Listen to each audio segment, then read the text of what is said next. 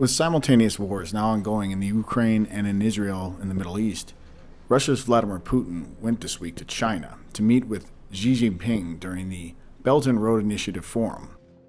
Meanwhile, as well this week, Western media outlets like Reuters are beginning to look forward to the likely coming conflict over Taiwan. Anyone who's paid a shred of interest to China over the last few years knows that China is gearing up for potential fallouts that may come from taking the island of Taiwan.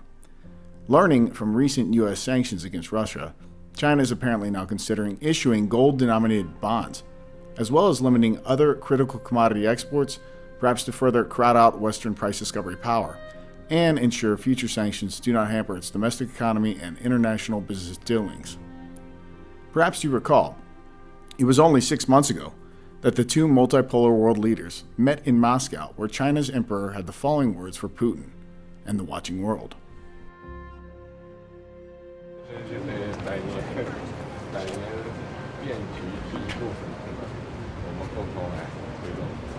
Это как раз сейчас перемены, которые не было в течение 100 лет. Там, где вместе двигаем эти перемены.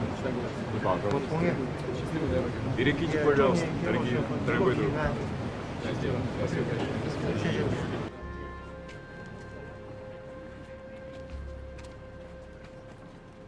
Gold's COMEX December futures contract briefly again cleared 2,000 an ounce today, and it appears we're on the cusp of a fourth run towards a gold bull market breakout, hoping to march past 2,100 and eventually beyond in time. Technically, the spot gold price chart denominated in major fiat currencies around the world are all inching towards collective breakouts respectively. Australia, China, the European Union, the United Kingdom, Japan, and India, for instance. All are seeing gold at or again on the cusp of new record price highs. Had it not been for relative fiat US dollar strength over the last months and years, we'd have broken out already by now. Speaking to Bloomberg today, Suki Cooper of Standard Chartered Bank Precious Metals Research Desk put an interesting take on where gold, silver, and platinum are at the moment. Before we begin, take note how she uses the term, quote, upside risk to convey precious metals prices moving ahead higher. Suki, is gold the right metal to own? Do I want to own silver right now? Do I want to own gold? Do I want to own some of the other precious metals? How should we be thinking about which metals we want to own at the moment? Gold's kind of the most obvious one, but is it the best one? It depends on which period we're looking at here. In the short term, gold, we think that could be exposed to further upside risk, but we think that the geopolitical premium that's being priced in the moment is likely to be short-lived. But beyond this, going into the back end of 2024, that's when we think that we're more likely to see upside risk for gold materializing, when we see confirmation that the Fed is likely to cut rates and interest rates around the world are likely to start to ease. But if we're looking across the entire complex, we're seeing some huge diverging trends at the moment, whether it's a palladium market which is set to move into a surplus on a serial basis going into 2024 and beyond, whereas in contrast, metals like platinum and silver are more exposed to industrial demand growth driven by green energy and battery electric vehicles. So we'd say on a fundamental basis, platinum is perhaps the one that looks like it has the most upside risk if we're moving beyond 2024 and into 2025, 2026, when we anticipate larger deficits for that market. But in the short term, gold is perhaps the market we need to be keeping an eye on, especially with its safe haven appeal. Gold is again outperforming U.S. Treasuries, or what people term as bonds in general. And the move by the world central banks into bullion over bonds will likely only grow as more conflicts come about, fiat currencies get further debased, and secular price inflation brings about an all-time secular bond bear market era. To Suki's point, the deficits in precious metal commodity markets, like silver bullion for instance, suggest that silver will scream higher and up to the right as this decade unfolds into the next, gaining tremendous value versus bonds as time unfolds. Suki, we had the data on what China was doing with treasuries, and I'm wondering, as China needs to support its currency, etc., does gold get wrapped into that? Like, are they going to have to sell their gold holding to support their currency? I mean, the thesis 10 years ago for gold was that, hey, we're going to have a lot of central bank buying. Is that still the case? What's been interesting about the China market is that we've seen buying on almost firing on all cylinders, whether it's retail investment demand, whether it's jewelry demand, whether it's central bank buying. All end usages at the moment look quite strong, but of course we're coming off quite a weak base from last year and the year before in terms of that retail appetite. But we are seeing a rebound in local interest in the gold market, whether that's on the back of concerns around the economy, the economic growth not being as strong as what was anticipated at the start of the year, or whether that's concerns around other asset classes. But the fact that we've seen China's imports remaining strong in excess of 100 tons for the bulk of the past year suggests that that demand growth, that demand appetite is still very much there. Gold demand appetite is also continuing to come in strong over in India, regardless of record high rupee prices of late.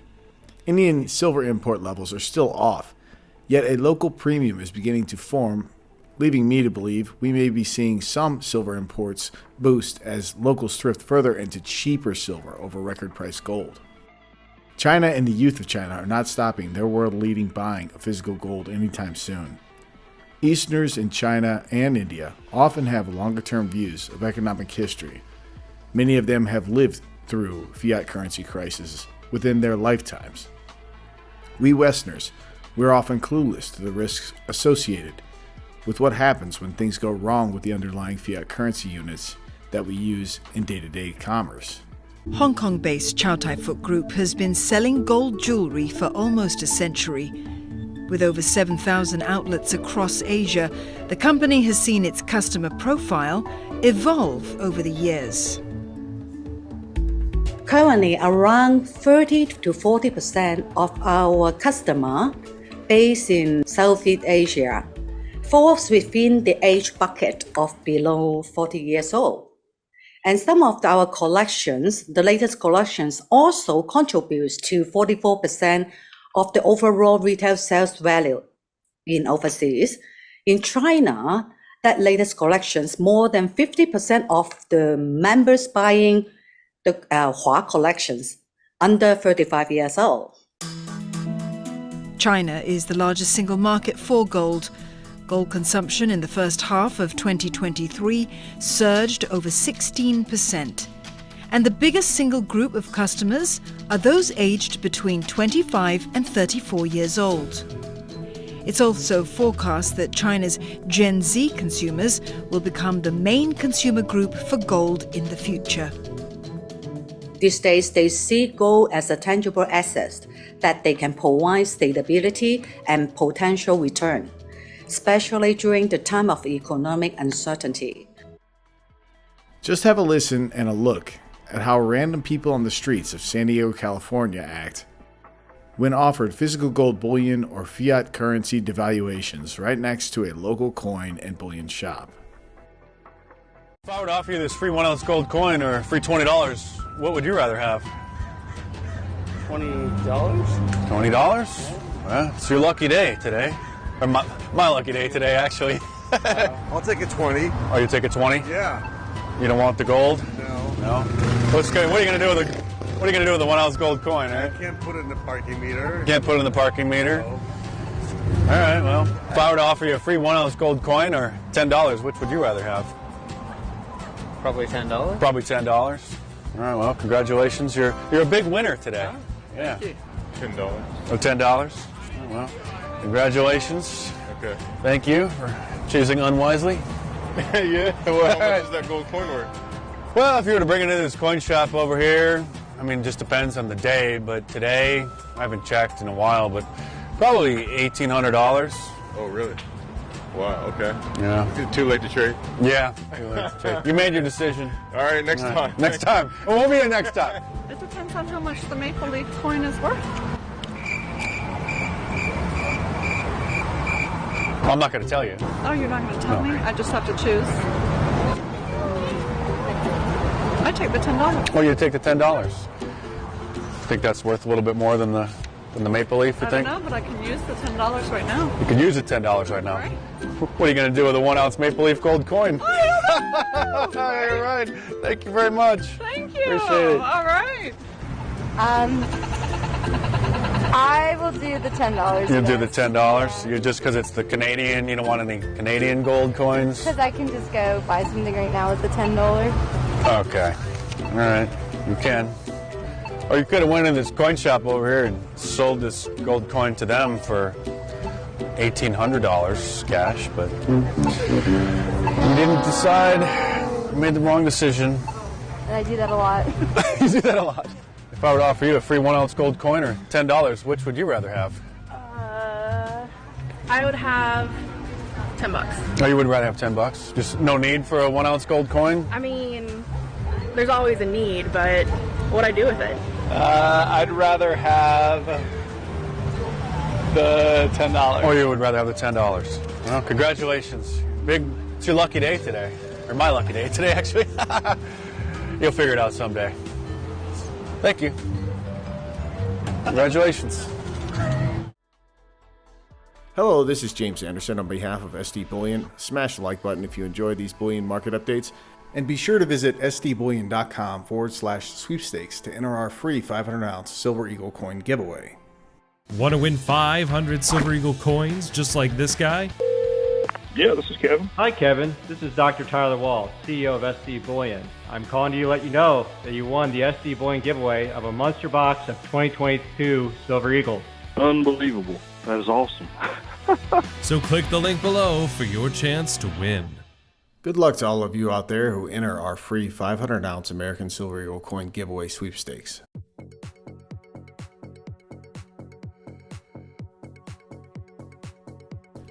Gold and silver traded strong to close the week. The spot silver price closed $23.35 an ounce bid, while the spot gold price closed just under 2,000 an ounce ask for the week. The spot gold silver ratio finished the week flat at 84. Jerome Powell was out and about, talking and ignoring about how much more deficit spending we're going to have to rationalize, as we eventually get hit with a combination of massive recession and likely further geopolitical conflicts to come and support. Talking about the fiscal side, and you've been very careful repeatedly to say you want to stay in your lane, you're not responsible for fiscal issues. At the same time, you have to take into account, and it looks like the United States is going to have to borrow a fair amount of money. By the way, other countries are as well around the world. We have a big supply of treasuries coming on board. To what extent do you think that is a longer term issue? And let me tie it back to something you referred to in your remarks actually.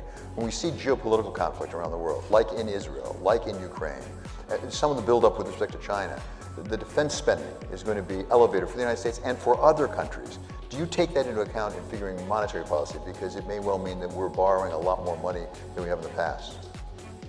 So we, of course, see the same things that everyone else. I just came back from IMF meetings this weekend, and there's a lot of talk of the very large resource demands that organizations like the IMF and of course countries are facing, and the need for substantial amounts of revenue. You mentioned military. There's also dealing with climate change and things like that. So there's a lot of that. We don't, as you mentioned, we don't comment on fiscal policy. Actually, the fiscal authorities have oversight over us and not the other way around, so we stay away from that. So I would just say everyone knows that it's not a secret, and about all I can say is we know that we're on an unsustainable path fiscally. It's not that the level of the debt is unsustainable, it's not. It's that the path we're on is unsustainable, and we'll have to get off that path sooner rather than later. No problem. U.S. Treasury Secretary Janet Yellen just told us that the U.S. can certainly afford military support to both Israel and Ukraine. Of course, she didn't mention about how we can afford the likely Taiwan boondoggle ahead, or the coming major recession that's about to hit. Gold is beginning to sniff all this out. It's been coiling sideways in fiat US dollar terms for over 3 years now. And you know what they say technically, and in trading decks? The bigger the base, the bigger the eventual move. Grizzled COMEX gold futures traders of nearly 50 years are calling this coming move about as obvious as it can be. The S&P 500 US stock market index has a future date with the spot gold price, and that's only the beginning in my view as where gold will go versus stocks. At what nominal number this is going to happen, the parity between the S&P 500 and gold's spot price at the moment, where that's going to meet is up in the air, of course. But the stock market, by any measure that you look long-term wise, it's historically as overvalued as almost it's ever been. And then there's the laggard silver spot price. It's just trying to get back and maybe eventually beyond its tamped down $30 an ounce level. The long-term fundamentals and the technical charts are still calling for silver that's being bought 20s an ounce range. It's going to eventually be as cheap as dirt in our collective future. So, take heed, bullion stackers out there. The world's setting up to be your oyster, although it's chaotic and crazy. We're going to be going through changes like we've never seen before. That will be all for this week's SD Bullion Market Update. As always, to you out there, take great care of yourselves and those you love. If you enjoyed this video, hit the like button and share it with those you love. Subscribe to our channel and hit that alert button so you know when we publish new bullion market updates.